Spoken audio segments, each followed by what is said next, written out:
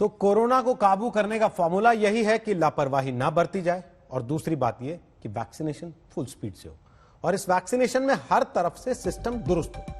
साथ ही लोग भी वैक्सीनेशन के लिए हिचकिचाएं नहीं। देश ने एक बड़ी उपलब्धि हासिल की है। जनवरी में शुरुआत के बाद 5 करोड़ से ज्यादा वैक्सीन डोज दी जा चुकी हैं। पिछले 24 घंटों में 23 लाख से ज्यादा लोगों का वैक्सीनेशन हुआ है। लेकिन एक बड़ी समस्या वैक्सीन की बर्बादी। यह कैसे हो रही है, इस बर्बादी से बचने के क्या तरीके निकाले जा रहे हैं, यह भी हम आपको बताते हैं।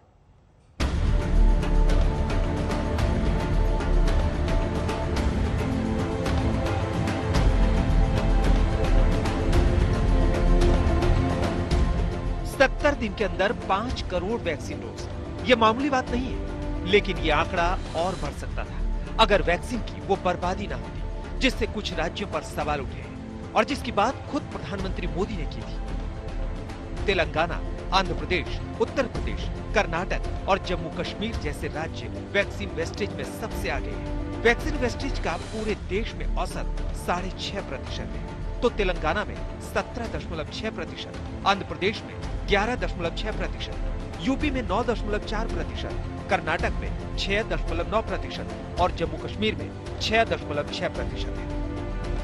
लेकिन ये समझना भी जरूरी है कि कुछ राज्यों में ये वैक्सीन वेस्टेज क्यों हो रहा है, क्योंकि एक डोज भी बर्बाद होने का मतलब ये है कि किसी एक व्यक्ति का वैक्सीनेशन नहीं होना, जो इस वक्त सही नहीं है जब कोरोना से लड़ने के लिए वैक्सीनेशन के मिशन पर सरकारें लगी हैं और तेजी से बढ़ते नए मामलों के बीच वैक्सीनेशन की स्पीड बढ़ाना भी जरूरी है।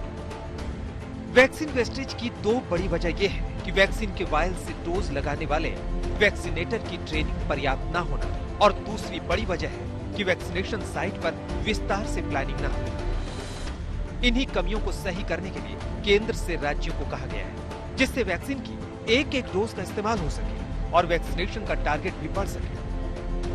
वैक्सीन की बर्बादी इस तरह से होती है कि अगर एक वायल से कम 10 लोगों को वैक्सीन की डोज दी जा सकती है और उनमें से सिर्फ 6 लोग ही वैक्सीन लगवाने आते हैं, तो 4 लोगों की डोज बर्बाद हो जाती है। लेकिन बात सिर्फ यही नहीं कि वैक्सीन की वायल खुल जाने के बाद उतने लोग वैक्सीन लगवाने नहीं आते जितने लोगों की डोज उस वायल में होती है, बल्कि बहुत से लोगों और यहाँ तक कि स्वास्थ्य कर्मियों में वैक्सीन को लेकर भ्रांतियां हैं। इसकी वजह से भी वैक्सीन की बर्बादी हो रही है। वैक्सीन को लेकर काफी भ्रांतियां फैली हैं। भ्रांतियां न केवल आम लोगों में बल्कि पंजाब के स्वास्थ्य महकमे के कर्मचारियों में भी भ्रांतियां हैं, जिनके चलते वो खुद वैक्सीनेशन के लिए आगे नहीं आ रहे हैं। बात डोजेस की करें तो 9 लाख से ज्यादा वैक्सीन की डोजेस अभी इस्तेमाल नहीं की जा सकी हैं।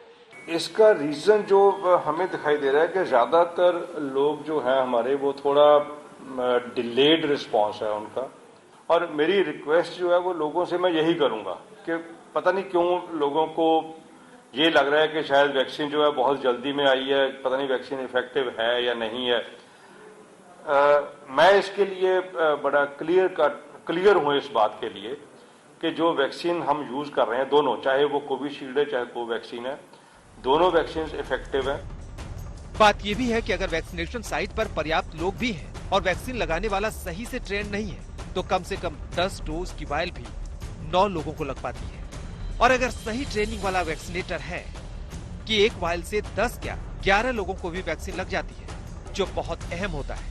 दूसरी बड़ी बात यह है कि हर सेंटर पर अधिकतम 100 लोगों को रोजाना वैक्सीन लगती है, लेकिन कई इलाकों में पर्याप्त लोग नहीं पहुंच पाते, जिससे वैक्सीन वेस्ट हो जाती है। क्योंकि वैक्सीन का वायल खुल गया तो फिर 4 घंटे बाद उसका इस्तेमाल नहीं किया जा सकता है। 4 घंटे में ही 10 या 20 लोगों की डोज वाली वायल का इस्तेमाल किया जाता है।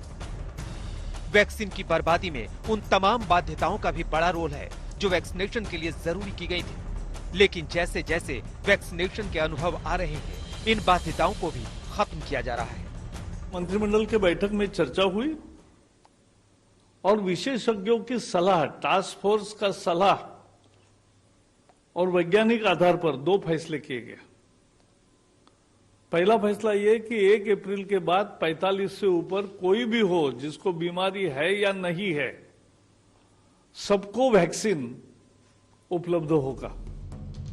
1 अप्रैल से 45 साल से ज्यादा उम्र के सभी लोग टीका लगवा सकते हैं उन्हें किसी बीमारी का सर्टिफिकेट डॉक्टर से नहीं लाना है।